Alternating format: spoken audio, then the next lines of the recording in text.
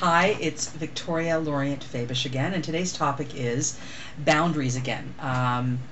Examples. I got a lot of emails and questions from people in my last video, people wanting more detailed and information and more boundary examples. How do they know they're in a healthy boundary? How do they know they're in an unhealthy boundary?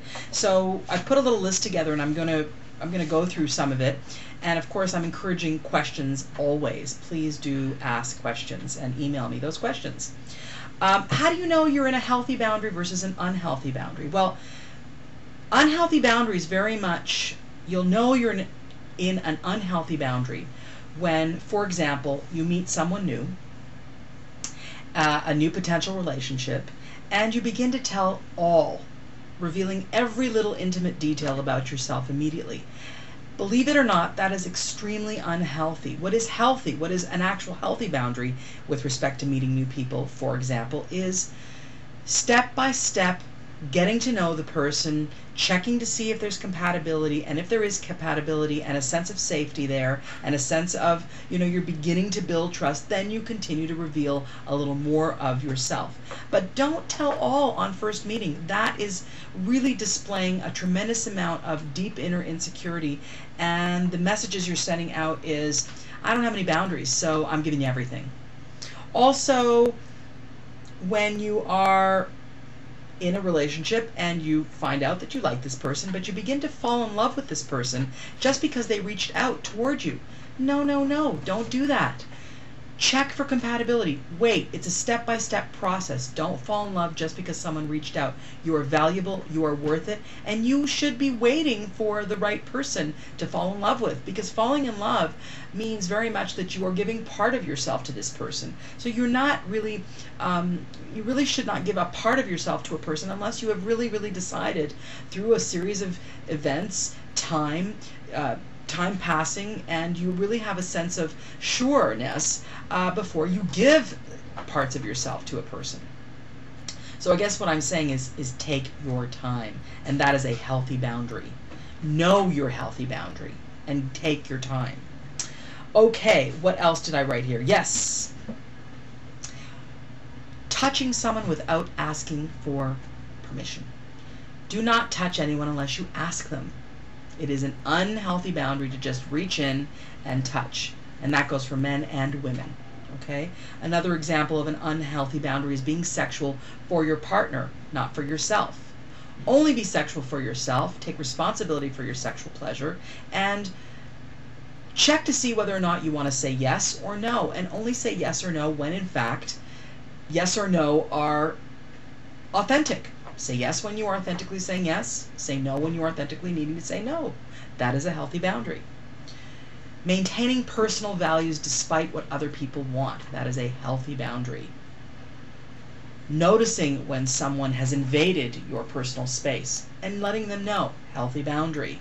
Saying no to gifts, touch, food that you don't want. Don't feel obligated, not out of guilt, not out of niceness, to say yes to things, because that will build resentment, and that will also indicate to the other person that you are not being authentic with them and that you don't have clear boundaries about your yeses and your nos.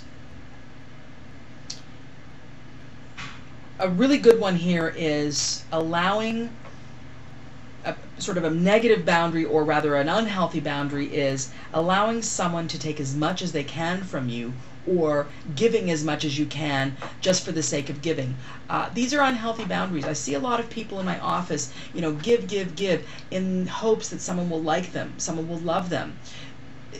When you really question them, the reality is that most people really would love to say no, really would love to be able to not give. And simply, what I say to that is allow yourself to feel a sense of security within you that you don't need to give in order to be liked. If someone likes you, they're going to like you whether you give to them or not. It's something I see extremely commonly. So really important not to allow anyone to take advantage of your generosity, and for you not to take advantage of theirs. Something else that I really see very much as a very unhealthy boundary is believing that others can anticipate your needs, expecting others to fill your needs automatically, believing that your friends and partners are mind readers. These are such unhealthy boundaries. You need to know that it does not foster good relationships. All that does is indicating that you are going to manipulate someone. If you are, for example, withdrawing from others without letting them know, or you are, getting disappointed and angry because they did not, anticipate your needs, you're basically manipulating them. Be honest, be authentic, tell them what you need, tell them what you want. Don't withdraw without telling them. Tell them you need to take space. That is your job. If you are the space taker, you need to tell them you want to take space, and to tell them that you will be coming back to discuss the issue that made you want to take space in the first place. Okay? Very important that you not, silent treatment people just because you're angry at them. Communicate. That's a healthy boundary. You get to communicate your wants and needs. That is your right as a human being. Now, what is also true is that when you communicate your wants and needs, they may not actually be attended to. Someone might say no. That is their right. When you ask a question, there's a 50-50 chance that you're going to get a yes, and a 50-50 chance that you're going to get a no. Expect either one to come at you. Don't be angry when one is a no when you're expecting a yes. You're basically entering into a manipulative relationship with someone. Okay? A big unhealthy boundary is walking around on eggshells. I see this a lot in people who are involved, unfortunately, in an addictive or alcoholic relationship. Or anger, a volatile person, with an angry, volatile person. Essentially, if you find yourself walking around on eggshells because you're afraid that you will elicit some anger from a person, or you will elicit some sort of poor behavior from that person, you need to check yourself and probably get some help.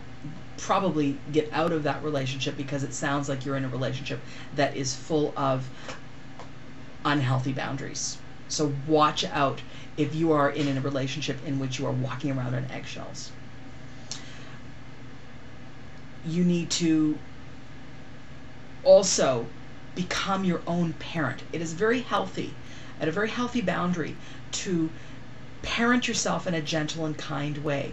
Talk with yourself nicely, as if you were talking to your plants, okay? Be kind and generous with yourself, because what you will be doing is solidifying your core.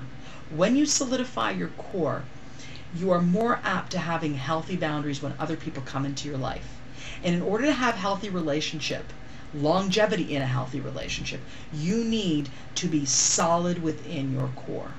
I encourage you to do a meditation in which you imagine yourself as a trunk of an oak tree, solid, and that your legs are roots growing into the earth, and finding an anchor in the middle of the earth. Wrap those roots around the anchor and pull, and know that you are solidly within yourself. From that perspective, enter a relationship. And remember, move step by step into intimacy. Don't give it all away at first meeting. Okay? As always, I am asking and requesting your questions, your comments, and your queries. Email me at askvictoria@rogers.com, ROGERS.com. Askvictoria@rogers.com. Have a great day. Bye for now.